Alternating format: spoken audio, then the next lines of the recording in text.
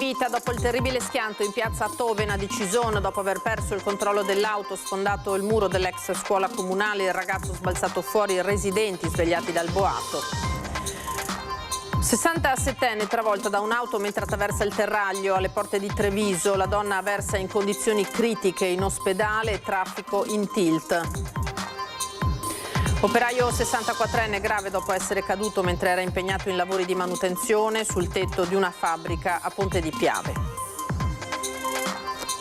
Dopo il Dal Negro il Lappiani, nuova pulizia straordinaria con relativo allontanamento dei migranti che ci dormivano e che ora cercheranno un altro riparo, col sindaco Conte che dice basta polemiche. Qualcosa però sembra muoversi. Da industriali e mondo economico l'impegno ad attivare un tavolo per integrare giovani stranieri che costituiscono forza lavoro necessaria. E resta la polemica per i migranti che si trovano invece all'ex caserma di Oderzo. Video shock dall'interno della struttura, Alleanza Verdi e Sinistra pronta a portare il caso in Parlamento.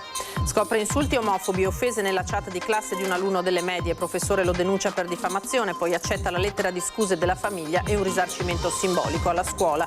Blitz della Guardia di Finanza a Castelfranco, maxi sequestro di prodotti cosmetici pericolosissimi per la salute messi in vendita in un emporio cinese.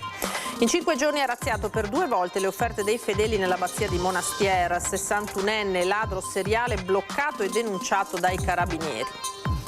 Volley, la vittoria del 9° scudetto, l'8° consecutivo, conferma la leggenda della Prosecco Doc Conegliano, la gioia dei tifosi e del presidente Garbellotto. Tra 10 giorni le Final Four di Champions e ci sarà il maxi schermo in piazza Cima.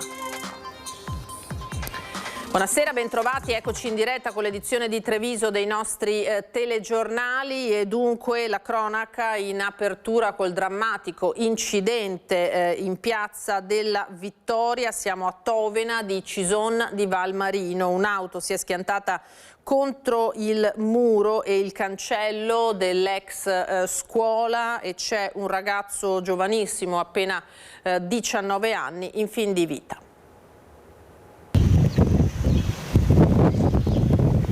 Un boato che ha fatto tremare le finestre, poi il silenzio. L'auto, una Ford Fiesta, si è schiantata contro il muro ed il cancello di un'ex scuola. Che cosa ha visto? E là, questa macchina, l'ho sentito correre forte, ma non so, aveva 100 oltre. Al volante un 19enne di origine moldava. Il ragazzo aveva trascorso una serata al bar poco distante dal luogo del drammatico incidente in compagnia di alcuni amici. Poi ha preso l'auto ed intorno alla mezzanotte il violentissimo schianto. Io ho visto il ragazzo era lì in terra, così perdeva tanto sangue, così c'è anche la macchina ha distrutto completamente. Mamma mia, andava fortissimo, tanto forte. Il motore della macchina è finito dalla parte opposta dell'impatto, l'auto distrutta si è fermata vicino ad un muretto, il corpo del giovane sbalzato fuori è finito su alcuni gradini. Le sue condizioni sono apparse immediatamente disperate. Fra i primi ad accorrere sul luogo dell'incidente sono stati gli amici che con lui erano stati al bar, locale dove il 19enne, residente a Vittorio Veneto, aveva lavorato fino all'estate scorsa. A parlarci il papà di uno degli amici che ha tentato disperatamente di soccorrere il giovane ferito. Erano qua, era andato a prendere le sigarette giù al tabacchino qua al distributore e dopo non lo so perché devo ancora vedere mio figlio che è al lavoro adesso e niente, è partito a prendere le sigarette e mi ha detto che è stato uno dei primi a arrivare, che è sbalzato fuori dalla macchina. Dopo, quando sono arrivati i soccorsi, l'hanno subito intubato e adesso il ragazzo qua è andato a lavorare stamattina, ma è rimasto... Suo figlio? Sì, è rimasto sotto shock, sì. Ci racconta che il figlio avrebbe potuto essere in macchina con l'amico. Venerdì scorso gli ho detto andate piano con le macchine, sì, ce l'avevo già nella pelle. Il silenzio del borgo squarciato dal suono delle sirene dei soccorsi. Il 19enne è stato trasportato all'ospedale di Treviso in fin di vita. I vigili del fuoco hanno provveduto a mettere in sicurezza l'area e l'autovettura stessa. Sul posto per i rilievi carabinieri di Vittorio Veneto. Stava attraversando la strada all'altezza della pizzeria Piola sul Terraglio a Treviso quando è stata travolta da una macchina condotta da una donna. La ferita è una 67enne residente a Treviso, portata in ospedale in gravi condizioni. Sul posto è arrivata l'ambulanza con l'automedica del SUEM 118, 2 auto della polizia locale, una macchina dei carabinieri. La dinamica del grave incidente è ancora al vaglio delle forze dell'ordine. Travolse e uccise un 57enne marocchino. L'incidente nel 2023 a Sernaglia della Battaglia, chiesti 3 anni e 6 mesi per l'automobilista che fuggì dopo l'incidente. La vittima, un commerciante ambulante di 57 anni di origine marocchina, era stata travolta da un'auto che poi non si era fermata ma aveva continuato la corsa senza prestare soccorso. Le indagini delle forze dell'ordine avevano portato a identificare il conducente della vettura, un 26enne connazionale residente a San Paolo di Piave. Per lui era scattato l'omicidio stradale e l'omissione di soccorso. Ora il pubblico ministero Barbara Sabattini nel processo in abbreviato ha chiesto una condanna a 3 anni e 6 mesi di reclusione. Per l'accusa il giovane correva troppo e non prestò soccorso. Per la difesa invece in quella zona c'era scarsa visibilità. Il gravissimo incidente era avvenuto lungo la provinciale 34 tra Sernaglia della Battaglia e Vidor il 1° ottobre 2023. Una strada poco illuminata priva di telecamere e di videosorveglianza. Quando l'automobilista fu raggiunto dagli investigatori raccontò di non essersi reso conto dell'impatto. La sentenza è attesa il prossimo 19 maggio. E poi vi dobbiamo dar conto di un grave infortunio sul lavoro nel pomeriggio alla Componex di Ponte di Piave. Un operaio dipendente di una ditta esterna stava lavorando sul tetto per un intervento di manutenzione quando improvvisamente, per cause che restano da chiarire, è caduto per diversi metri finendo a terra. L'uomo 64 anni è stato immediatamente soccorso dai sanitari del SUEM e trasportato all'ospedale. Le sue condizioni sono gravi ma non risulterebbe in pericolo di vita. Sul posto i carabinieri e i tecnici dello Spisal per ricostruire la dinamica dell'incidente. Lasciamo per ora la cronaca, andiamo a Treviso perché dopo il Dal Negro Lappiani, nuova pulizia straordinaria con relativo allontanamento dei migranti che ci dormivano e che ora cercheranno un altro riparo. Qualcosa però sembra muoversi. Da industriali e mondo economico arriva l'impegno ad attivare un tavolo per integrare giovani stranieri che evidentemente costituiscono, dicono, una forza lavoro necessaria. Era fondamentale anche in questo caso ripristinare le condizioni igienico-sanitarie, sono davvero tante le segnalazioni che ci arrivano ogni giorno. Sono andato personalmente sul posto a verificare e sinceramente c'erano i vani scala che erano diventati inaccessibili per odori, per la presenza di escrementi, per la presenza di rifiuti. Dopo lo sgombero del parcheggio Dal Negro, la pulizia della Lappiani da parte di Comune Contarina con l'allontanamento dei migranti tornati a dormirci malgrado le grate posizionate mesi fa.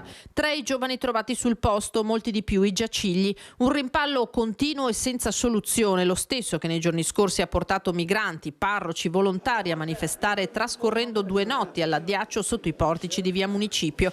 Da partecipare il presente, il forum che dal 2005 vede collaborare insieme comuni, categorie economiche, diocesi, mondo del volontariato, è arrivata una nota dal titolo eloquente perché le persone non diventino un problema, una lettera formale di impegno all'attivazione di un tavolo che possa favorire ogni forma di integrazione di saperi e conoscenze per l'utilità del mondo economico e per un miglioramento delle condizioni di vita dei migranti. Io da sempre chiedo aiuto perché è abbastanza evidente che queste persone vengono utilizzate come manodopera da parte di aziende agricole, industriali o ristoranti per poi essere scaricati nella strada pubblica quando è ora di riposare e di rifocillarsi. Ecco, dobbiamo trovare un punto di equilibrio, quindi ben vengano i tavoli di confronto.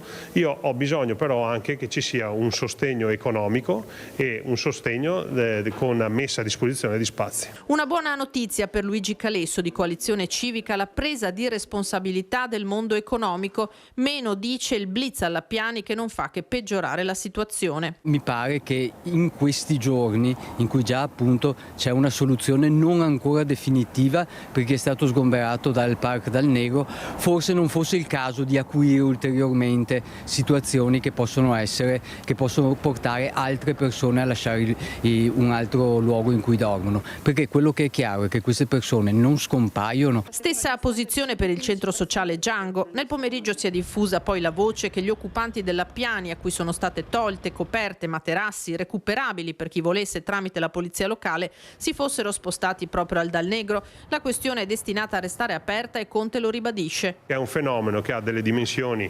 indecifrabili, perché oggi sono 10, domani sono altri 10 e così via, e così come il prorogarsi nel tempo è indefinito, quindi non è che si può aiutare una settimana, un mese, 2 mesi, qui fino a cessata esigenza. Quando cesserà l'esigenza, francamente non sono in grado di dirlo. E intanto la situazione all'ex caserma Zanusso di Oderzo torna a far discutere dopo una serie di video girati all'interno del centro accoglienza in cui si vedono topi vicino ai letti, servizi igienici fatiscenti, giaciglio ammassati, sovraffollamento, condizioni disumane. Alleanza Verdi Sinistra di Treviso è intervenuta con forza sulla vicenda. Denunciamo il degrado disumano in cui sono costretti a vivere centinaia di richiedenti asilo vittime di un sistema di accoglienza al collasso che sembra progettato per produrre marginalità anziché integrazione, scrive in una nota Giulia Princivalli, segretaria provinciale di Sinistra Italiana AVS e consigliera comunale a Oderzo. Non possiamo più accettare che la Zanusso sia ridotta a un mero deposito di persone. Il sovraffollamento e la mancanza di percorsi reali di inserimento sociale non sono solo una sconfitta per i diritti umani, ma una scelta politica precisa del governo e delle istituzioni locali. Sulle condizioni del centro accoglienza di Oderzo siamo pronti a presentare un'interrogazione parlamentare attraverso il nostro deputato Marco Grimaldi, ha concluso così Giulia Princivalli. Un insegnante, cambiamo pagina, della provincia di Treviso ha denunciato per diffamazione uno studente delle scuole medie che l'aveva insultato nella chat di classe. Ora la vicenda giudiziaria è arrivata alla fine del suo percorso.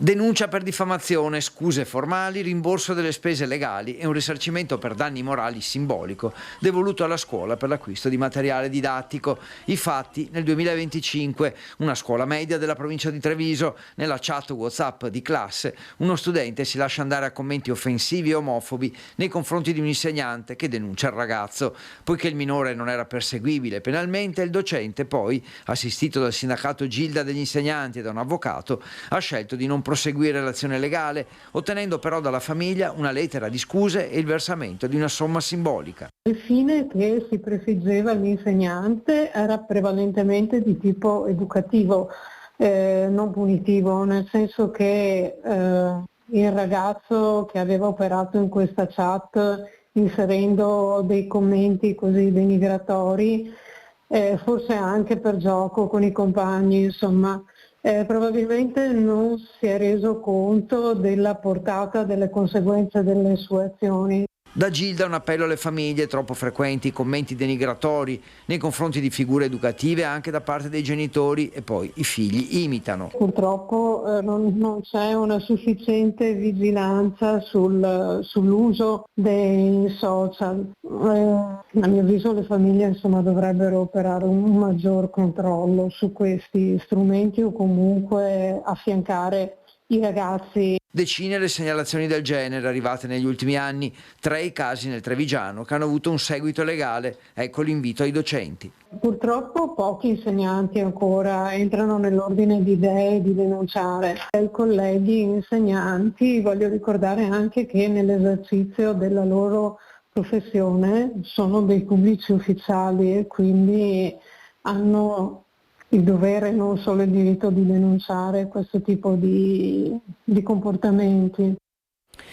E ora torniamo sul caso della bambina di 14 mesi a cui non è stato consentito dagli organizzatori, un'agenzia di eventi bellunese, di accedere allo spettacolo del comico Francesco Cicchella a Conegliano, con la motivazione che bimbi così piccoli possono dare fastidio agli altri spettatori. Mamma, papà e sorellina di 9 anni hanno dovuto rinunciare alla serata e hanno chiesto all'agenzia il rimborso dei biglietti, vicenda a cui è estraneo il Teatro Accademia di Conegliano, che non organizzava direttamente lo spettacolo e che prende le distanze da un episodio dubbio e lesivo nei confronti di una realtà, quella del Teatro Accademia, impegnata, scrivono in una nota, oltre a offrire biglietti ridotti per gli under 25, a lavorare a convenzioni con le scuole e a organizzare spettacoli pomeridiani per bambini e famiglie, sempre nel rispetto del regolamento del teatro e del pubblico in sala. Blitz della Guardia di Finanza a Castelfranco, maxi sequestro di prodotti pericolosi per la salute che sono stati messi in vendita in un emporio cinese. C'erano profumi, creme per il corpo e gel per unghie regolarmente esposti e pronti alla vendita ai clienti, ignari però di acquistare prodotti cosmetici molto pericolosi per la salute, perché contenenti le sostanze Lilial e TPO qualificate come cancerogene dalla legislazione comunitaria e vietati alla commercializzazione dal settembre 2025. Il blitz nel negozio di Castelfranco con 137 prodotti sequestrati al titolare, un commerciante cinese recidivo. Il soggetto era già noto alla compagnia perché nel 2023 era stato sottoposto già a un accertamento. All'epoca gli erano stati già sequestrati, infatti, 156 articoli tra bagnoschiuma, shampoo, creme per il corpo, deodoranti e saponi liquidi contenenti le medesime sostanze cancerogene. Nell'ultima operazione, inoltre, le Fiamme Gialle hanno individuato nel negozio oltre 800 articoli di bigiotteria non conformi ai requisiti di sicurezza. Non riportavano infatti nessuna informazione in lingua italiana sul luogo di origine e di produzione, l'eventuale presenza di materiali o sostanze nocive, i materiali impiegati e i metodi di lavorazione, nonché le istruzioni e le eventuali precauzioni. Per il commerciante è scattata una nuova denuncia, mentre i controlli della finanza continuano. Questi tipi di interventi dimostrano anche la volontà di tutelare le imprese che invece rispettano i più alti standard di sicurezza. Individuato dai carabinieri un ladro seriale di offerte in chiesa, si tratta di un 61enne già noto alle forze dell'ordine, bloccato ieri mattina davanti all'abbazia di Santa Maria Assunta di Monastier dopo che l'uomo aveva appena rubato 30 euro dalla cassetta delle offerte. La perquisizione in auto e in casa ha permesso di sequestrare lo strumento utilizzato per i colpi, un manufatto artigianale dotato di nastro biadesivo all'estremità, tecnica comunemente nota come pesca, che permetteva di estrarre banconote e monete dalle feritoie delle cassette senza scassinare. Le indagini hanno consentito di accertare la sua responsabilità per un precedente avvenuto 5 giorni prima sempre all'abbazia di Monastier. Voltiamo pagina, parliamo di caro carburante e camionisti che sono sul piede di guerra. Ieri a Roma l'incontro tra il vice ministro ai trasporti Rixi e le categorie degli autotrasportatori che hanno proclamato il fermo per il 25 maggio, riscontri positivi, aperture da parte del governo alle richieste urgenti, ma i diretti interessati confermano per ora la protesta. Sentiamo.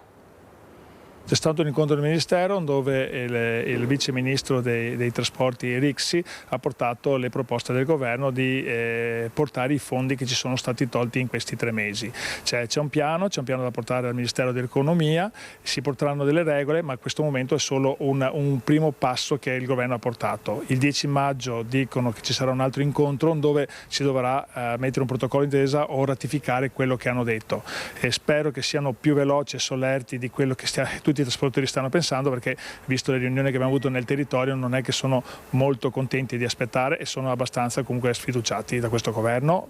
Come tutti gli altri, perché ho passato 6-7 ministri e non è che siamo andati tanto d'accordo con gli ultimi 6-7 ministri, quindi non tanto il governo ma il Ministero dei Trasporti. E quindi per ora è tutto confermato? Sì, questo è confermato, quindi non è stato sospeso, è confermato, quindi fino al 25 maggio la data c'è. Domani mattina invece l'ultimo saluto ad Antonio Gava, vicepresidente della cooperativa Taxi Treviso, scomparso improvvisamente lunedì sera per un malore nella sua abitazione, aveva 58 anni. Alla cerimonia saranno presenti anche molti colleghi di Gava, per questo il CDA della cooperativa informa che tra le 10 e le 12 potrebbero verificarsi dei ritardi nei tempi di risposta e nello stesso servizio dei taxi. Andiamo alle elezioni amministrative di fine maggio. Adesso Comune di Silea, un percorso fatto di impegno nel territorio e volontariato. Nasce da qui la candidatura di Federica Melotto, pronta a guidare il Comune con una lista civica attenta alle persone e alla comunità. Quando ero giovane ho fatto per 10 anni politica attiva in un partito di centrodestra. Ho vinto anche un congresso, sono stata per 2 anni presidente di Azione Giovani e quindi ho vissuto in modo molto attivo la politica, dopodiché ho dato le dimissioni perché il linguaggio politico non corrispondeva a quello che credevo. Adesso sono comunque ancora orientata da un punto di vista ideologico un centrodestra però molto moderato.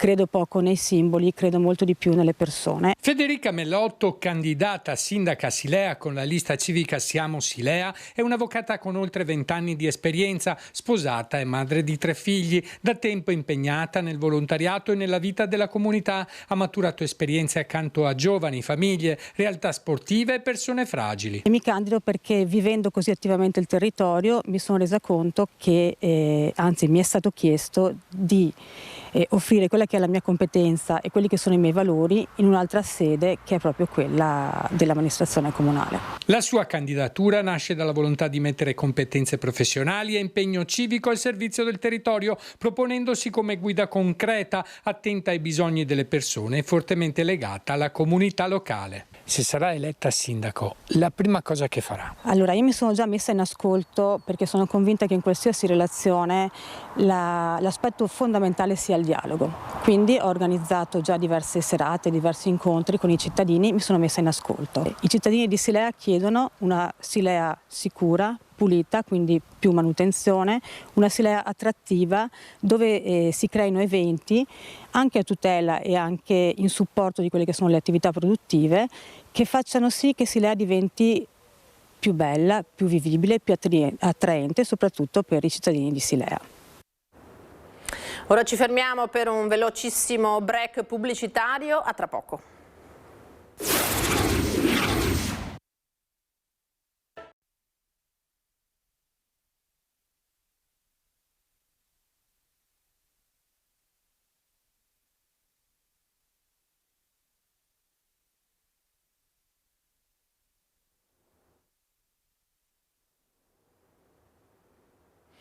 Di nuovo in diretta e siamo allo sport, il volley femminile con le Pantere della Prosecco Doc Moco Conegliano nella leggenda. Il 3-0 di ieri sera contro Milano porta alle giallo-blu di Daniele Santarelli il 9° scudetto, l'8° consecutivo. Vediamo le immagini di questo trionfo.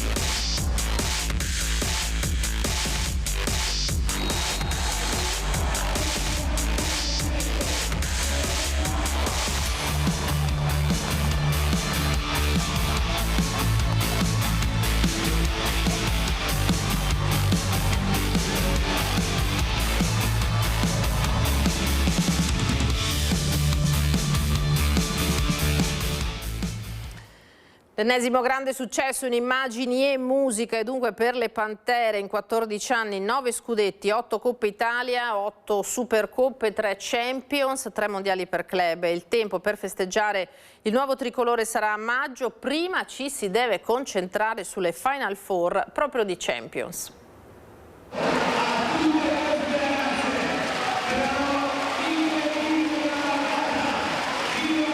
La Prosecco Doc Moco Volley macina record su record. Quello vinto a Milano è il 9° scudetto, l'8° consecutivo, oltre a tutti i trofei internazionali, e Conegliano si consolida così la capitale della pallavolo femminile con il netto successo in gara 4, un 3-0 ottenuto in trasferta che la dice lunga sulla solidità mentale delle ragazze, anzi delle campionesse, e del legame stretto con Conegliano e con la Marca Trevigiana. Noi siamo l'espressione di tutta una provincia, forse anche qualcosa di più. Abbiamo sponsor che arrivano da Trieste, da Milano, da Svizzera, sponsor internazionali importanti. Certo, siamo la Prosecco Doc Antonio Carraro in Moco Volley, abbiamo oltre 330 sostenitori, 3.000 abbonati. Quest'anno abbiamo stabilito il record europeo di pubblico nella pallavolo femminile con 114.000 presenze al Palaverde di Treviso. Io vado spesso anche a vedere le partite e devo dire che le ragazze sono formidabili. Naturalmente hanno alle spalle anche una bella società, ogni partita ti fanno soffrire, però alla fine riescono a portare a casa il risultato. Una stagione iniziata peggio di quella scorsa, con la Supercoppa persa proprio contro Milano, il Mondiale per club sfumato in finale con Scandicci e poi la forza di azzerare tutto e ripartire. È stata una stagione insomma non liscia come la stagione precedente, che è stata qualcosa di incredibile, però la squadra ha dimostrato di esserci, ha dimostrato di avere la mentalità giusta e, come dicevo prima, anche riprendersi da gara 3 dopo quella sconfitta fastidiosa al Palaverde ci ha permesso di vincere questo 9° scudetto, 8° consecutivo. E poi la solidità economica, un bilancio florido senza mai fare il passo più lungo della gamba, e non è sempre scontato che il percorso soldi, campionesse e risultati sia automatico. Le squadre fatte con le figurine non vanno da nessuna parte, quindi è importante incastrare non solamente la capacità fisica ma anche poi la capacità di fare squadra, di fare spogliatoio, di trovarsi in un contesto, in una macchina come la nostra. La stagione però non è certo finita. Il 2 e 3 maggio a Istanbul la Final Four di Champions, i migliori club d'Europa per un trofeo vinto 3 volte dalle Pantere, comprese le ultime 2 edizioni. Domani iniziamo a preparare la Final Four di Champions, che sarà giocata a Istanbul il 2 e il 3 di maggio. Che sarà una finale particolarmente difficile. Ci troveremo in semifinale con il Vakif, che è la squadra più vincente nella storia d'Europa, e ci aspetta una semifinale tostissima, ma da domani iniziamo a lavorare e ci concentriamo su quell'obiettivo. Champions che sarà seguita dai tifosi il 2 e 3 maggio grazie al maxi schermo allestito in piazzale Fratelli Zoppas. Finita la Champions verrà decisa la data della festa in piazza a Conegliano, che unirà le Pantere alle migliaia di tifosi. Agli istituti filippini lo sport protagonista invece con le Olimpiadi La Sagliane. È una tradizione questa che già da anni si porta avanti, con il nome vecchio erano i Giochi Lassagliani, e abbiamo deciso quest'anno, in occasione anche delle Olimpiadi che si sono svolte qui in Veneto, di nominarli Olimpiadi Lassagliane, le prime Olimpiadi Lassagliane. Dopo oltre 50 anni di Giochi Lassagliani, ora le Olimpiadi, ospitate dagli istituti filippini di Pieve del Grappa. Ma la vera novità di quest'anno è l'estensione dell'invito a tutte le scuole lassagliane d'Italia. Nell'arco di 3 settimane avremo con noi circa 1300 ragazzi provenienti dai nostri istituti. Vivranno questa esperienza, la stanno vivendo nella logica dell'amicizia, soprattutto nella logica del vivere insieme un momento davvero sportivo di assoluta serenità e di condivisione. In linea con i valori fondanti dell'iniziativa. Il nostro obiettivo è creare una rete tra tutti i nostri alunni delle nostre opere educative, farli incontrare con i principi lassagliani, che sono quelli dell'amicizia, dell'aiutarsi a vicenda, del rispetto. Le Olimpiadi sono iniziate il 22 aprile e si concluderanno l'8 maggio, una stagione sportiva storica per gli istituti filippini. Questa settimana abbiamo le Olimpiadi dedicate ai licei, la prossima settimana alla primaria e la prima settimana di maggio dedicata alle scuole medie. Abbiamo i giochi di squadra, pallavolo, basket e calcio, l'attività del nuoto e tutta la pratica delle discipline atletiche. E in occasione del 70° anniversario di fondazione del gruppo alpini di Breda di Piave, invece, domani sera alle 20:30 alla Polisportiva di San Bartolomeo è in programma la presentazione del libro La prima vittoria sul Piave dopo Caporetto di Alfonso Beninato e Andrea Merlo. La serata intitolata Molino Sega dalla memoria del dolore, un forte invito alla pace universale, è promossa dalla sezione di Treviso dell'ANA, dal gruppo di Breda delle Penne Nere guidato da Moreno Rottin e dal Comune di Breda, che sarà presente col sindaco Cristiano Mosole. Parteciperanno anche il coro ANA Famiglia Alpina e gli studenti della scuola media Galilei. E adesso andiamo alle notizie dal Bellunese.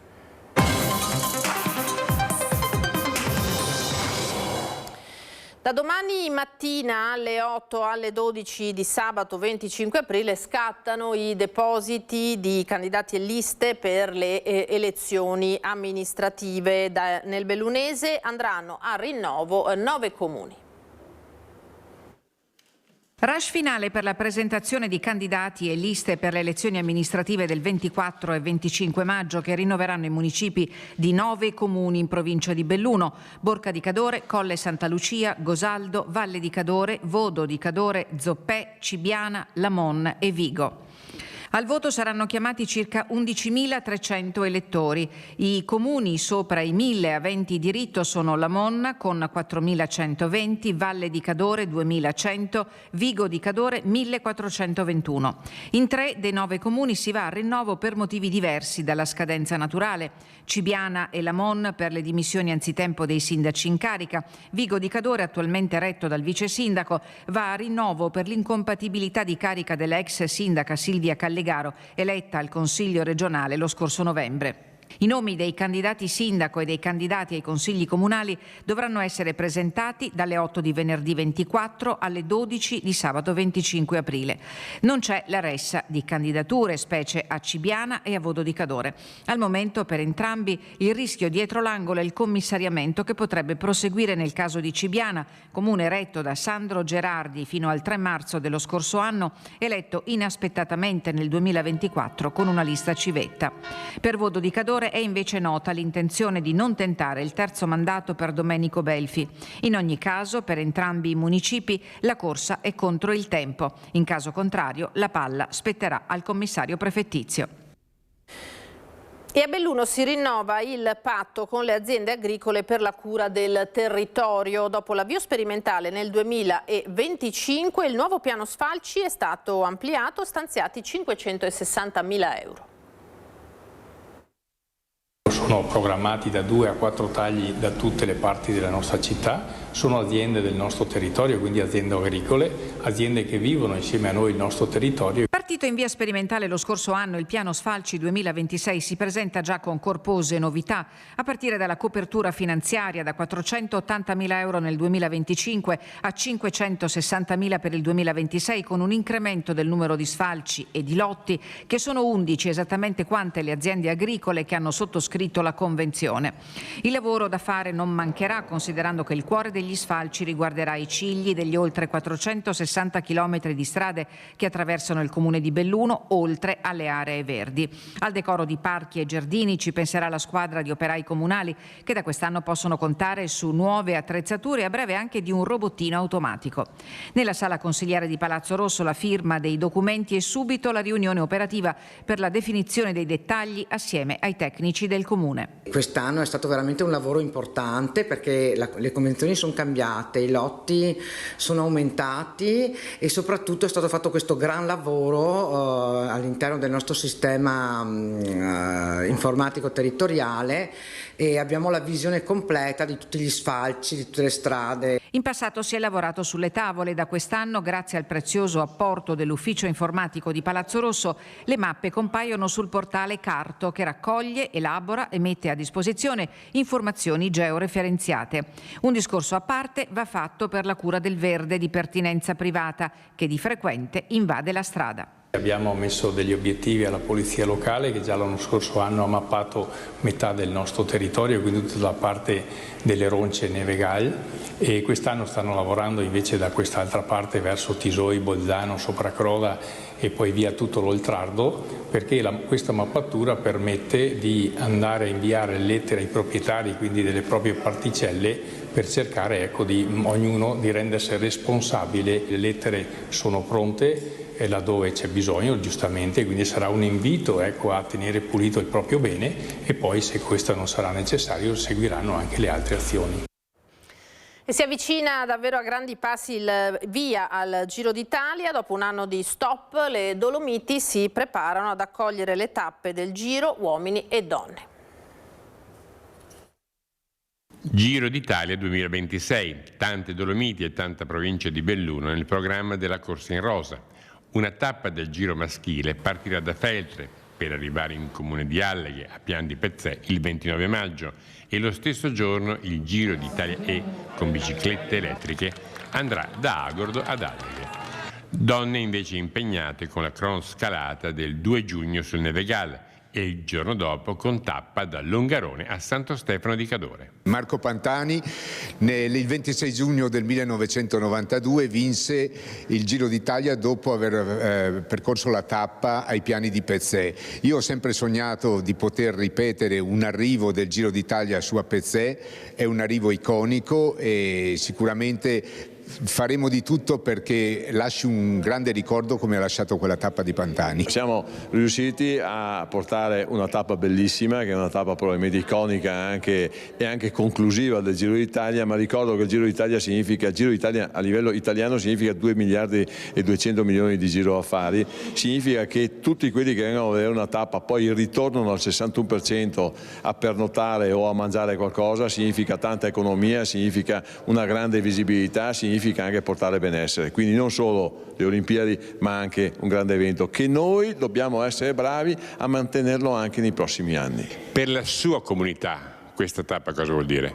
Per la mia comunità è sicuramente un grande orgoglio perché naturalmente si pensa alla visibilità che avrà il nostro territorio a livello internazionale. Ricordiamo che ci sono 200 paesi collegati e da come dice RCS 750 milioni di spettatori. Fondamentale per la realizzazione della tappa Feltre-Pian di Pezzè, lunga 151 km, il contributo del Fondo Comuni Confinanti con 600.000 euro. Tappa grazie alla quale è stata lanciata la campagna Vivere fuori dai luoghi comuni, promossa da Fondazione DMO Dolomiti Bellunesi e tesa a valorizzare la ricchezza del territorio alpino veneto, quali gli scenari che verranno attraversati con le salite di Falzarico, Duran, Staulanza e Giau. Riparte l'impegno di Dolomiti Bus in collaborazione con il comune di Belluno per promuovere la cultura della mobilità consapevole e responsabile nelle nuove generazioni. Riapre le iscrizioni il progetto Educazione alla mobilità sicura e sostenibile rivolto alle scuole del territorio che possono candidarsi per partecipare alle attività formative sul campo. Il modulo è disponibile nel sito di Dolomiti Bus e l'iscrizione sarà valida per le date ancora disponibili del 7, 8 e 21 di maggio. Era l'ultima notizia per questa nostra edizione, io vi ringrazio per averci seguito, adesso come sempre le previsioni del tempo. Una buona serata a tutti, arrivederci.